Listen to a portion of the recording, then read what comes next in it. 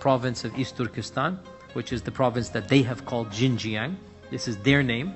In 1947, the Chinese government basically invaded this province, which was not under Chinese control, and they occupied it, and they acquired it, and they basically made it a part of China. And the people there, they are more Turkish than they are Chinese. They don't speak Mandarin, they don't speak Chinese. Ethnically, they're different. They're not the Hui Muslim. These are what are called the Uyghur Muslims, okay? And the Uyghurs are a branch of the Turkish people. They are not a branch of the Chinese people. And the Uyghurs have been humiliated. They have been colonized for the last 60 years. And obviously, push has come to shove, and the Uyghurs are now fighting back. Of course, they have been fighting for the last 67 years, but especially in the last decade, it's just gone beyond that. Because what has happened is essentially the Han government has started sending in hundreds of thousands of Han Chinese to take over all the businesses, to control all the government, to rob the lands of the people. So what do you think the people are going to do? Their land, their livelihood, their education has been stripped away, just like, Israel and Palestine, what's happening there. So what are the Uyghurs going to do? They're doing what any people would do when they have been subdued and humiliated. So when they are now fighting back, the government is saying, oh, Al-Qaeda there, terrorism there, ISIS there, even though they have nothing to do with those movements, right?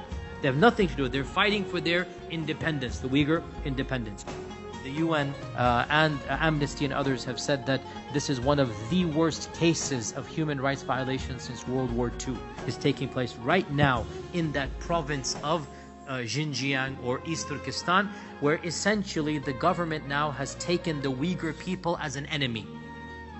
And they are attempting to wipe out Uyghur civilization by force.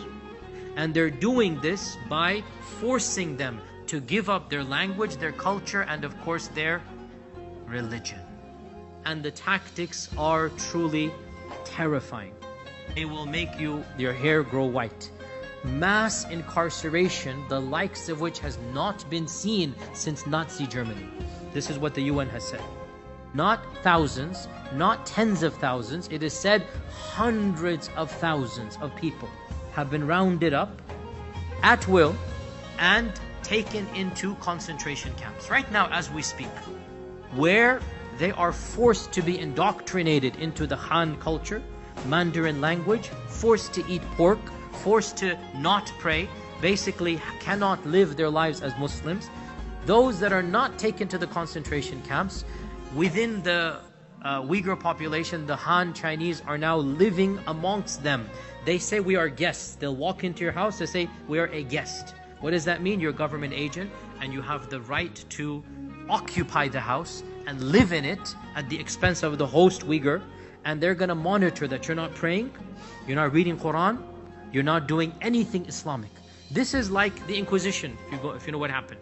This is like the Inquisition, when the Catholics would send people to monitor. So the Han government is now doing this to the Uyghur population. Any Han person can say, I want a bride. And the local government there, the Uyghur government, which is Han government, will literally hand one of our sisters over and forcibly marry to this man. And nothing can be done. This is a forcible marriage where the goal being to eradicate her identity. Her children are going to be Han. She's no longer a Muslim. Sisters who have long skirts, they're being stopped and their skirts are being cut in public so that they become mini skirts that you're not allowed to wear. Forget hijab, because hijab was banned last year. In the broad daylight, there is a table of food in Ramadan, and the Uyghurs are forced to have free lunch on the government. What does that mean? If you don't eat, you will be whipped, killed, tortured, taken away.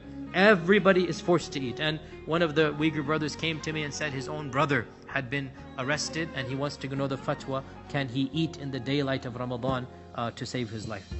Because he is being forced as a teacher, school teacher. They took him in front of everybody and they basically gave him a plate of food in Ramadan.